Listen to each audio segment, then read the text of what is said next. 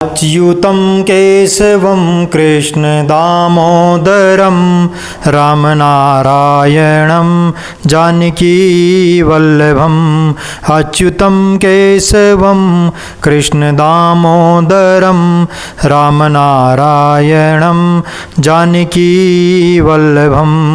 रामनारायणं जानकीवल्लभम्। नमस्कार दोस्तों, मैं शशि भूषण।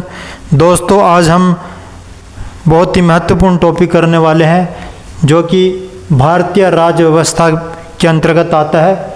और दोस्तों, ये जो है 7वीं अनुसूची, हमारे संविधान में जो 7वीं अनुसूची है उसमें जो केंद्र और राज्य सरकार की जो शक्तियां हैं और केंद्र और राज्य सरकार के अंतर्गत कौन कौन से महकमे या डिपार्टमेंट आते हैं, तो चलिए दोस्तों इसके बारे में हम डिटेल में पढ़ते हैं। संज्ञा सूची के प्रमुख विषय क्या है, अर्थात केंद्र सरकार के जो अंतर्गत आते हैं, जिसमें केंद्र सरकार कानून बनाती है जिसका, उसके अंतर्गत देखते हैं दोस्तों। रक्षा विभाग होता है, सशस्त्र बल जो है ये सेंटर का सभी, वह आयुध या परमाणु ऊर्जा, जो परमाणु ऊर्जा से जो संबंधित जो भी कार्य हैं वो सभी। और इसके साथ साथ केंद्रीय सूचना व अन्वेषण ब्यूरो, केंद्रीय सूचना या अन्वेषण ब्यूरो, अन्वेषण माने खोज का कोई भी कार्य हो।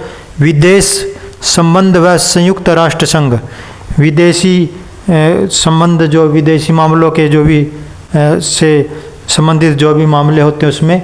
और संयुक्त राष्ट्र संघ के से संबंधित जो भी कार्य हैं वो सारे केंद्र सरकार के अंतर्गत आ जाते हैं। और रेल जो है, ये पता ही, रेल जो है सेंटर के अंतर्गत आती है। और वायु मार्ग जो है, इसके साथ साथ राष्ट्रीय राजमार्ग, जो भी बड़े राष्ट्रीय राजमार्ग होते हैं जो सभी लगभग सभी स्टेट को जोड़ते हैं। और इसके साथ साथ जो जल मार्ग है, जो भी हमारे जल है, नेवी जो भी फोर्स वगैरह, जो भी जल मार्ग से जो भी जहाँ से हमारा जो समुद्र के रास्ते से जो माल जो भी जाता है समुद्री जहाज के जरिए, वो सब भी केंद्र सरकार के अंतर्गत ही आता है दोस्तों। इसके साथ साथ जो है डाक का डिपार्टमेंट है, टेलीफोन और आदि संचार के जो भी साधन है वो भी केंद्र सरकार के अंतर्गत आ जाते हैं। मुद्रा का जो भी कार्य है, मुद्रा हो या मुद्रा लोन का कार्य हो, या फिर जनगणना कब होनी है, किस वर्ष होनी है और कितने समय बाद होनी, ये भी केंद्र सरकार के अंतर्गत ही आता है दोस्तों। और इसके साथ साथ राष्ट्रीय महत्व की घोषित कोई संस्था, राष्ट्रीय महत्व की घोषित कोई संस्था, जो भी राष्ट्रीय महत्व माने जो भी राष्ट्र को महत्व देने वाली कोई भी संस्था हो, उसके अंतर्गत भी जो ये आता है।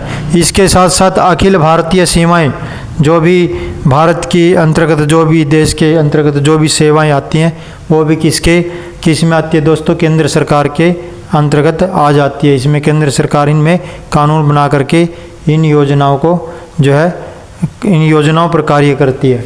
तो चलिए दोस्तों, अगला है राज्य सूची के प्रमुख विषय। देखते हैं राज्य सूची के अंतर्गत कौन कौन से विषय आते हैं जिसमें राज्य सरकार जो है कानून बनाती है, कार्य करती है। तो लोक व्यवस्था जो राज्य का जो व्यवस्था है, लोगों का जो शासन पर जो देख रेख है। और सामान्य व रेल पुलिस, जो सामान्य पुलिस फोर्स होती है, वह जो अपने स्टेट के आसपास की जो रेल पुलिस होती है, तो उसके अंतर्गत। और इसके साथ साथ लोक और स्वास्थ्य है। लोक स्वास्थ्य है माने जो लोकल जो स्वास्थ्य है लोगों का, जो स्टेट के अंतर्गत ही आता है। जो स्वच्छता जो है, क्योंकि ये जो है स्वच्छता का कार्य स्टेट के अंतर्गत ही किया जाता है। स्कीम चाहे वो सेंटर की हो, लेकिन कार्य स्वच्छता का जो है वो स्टेट के अंतर्गत ही योजना बना करके किया जाता है।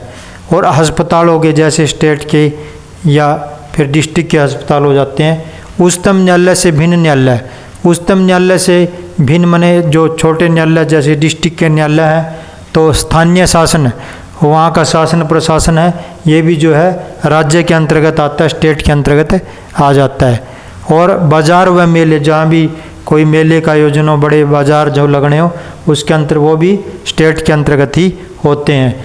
कृषि का जो कृषि क्षेत्र में जो कार्य है, या कृषि शिक्षा व अनुसंधान, कृषि में कोई अनुसंधान या खोज हो, वो भी राज्य सूची के विषय के अंतर्गत आ जाता है। तो चलिए दोस्तों आगे देखते हैं समवर्ती सूची के प्रमुख विषय कौन कौन से हैं। तो समवर्ती सूची के प्रमुख विषय के जो समवर्ती सूची के अंतर्गत जो विषय आते हैं तो उसमें कौन कौन से हैं दोस्तों।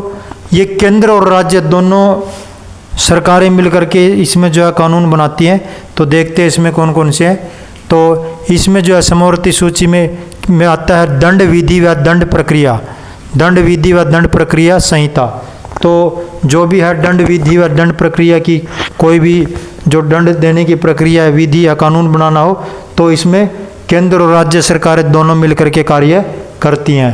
इसके साथ साथ सिविल प्रक्रिया संहिता, सिविल प्रक्रिया संहिता के अंतर्गत जैसे कोई भी जैसे सेवा का जो भी कार्य किसी जो भी कानून बनाना हो सेवा के सिविल के अंतर्गत जो है वो भी नागरिकों के लिए कोई कानून हो तो वे भी दोनों केंद्र और राज्य सरकारें मिलकर के बना सकती हैं। इसके साथ साथ उच्चतम न्यायालय से भिन्न किसी न्यायालय का अवमान, उच्चतम न्यायालय से अलग किसी भी न्यायालय का अवमान बने जहाँ भी जा कर के तो केंद्र और राज्य दोनों सरकारें इसको देखती हैं। जो भी जैसे कोई न्यायालय में यदि हमारे यहाँ राज्य से ऊपर जो चला जाता है कोई भी केस वगैरह जो उसको फिर जो है आगे वो केंद्र सरकार के अंतर्गत आ जाता है।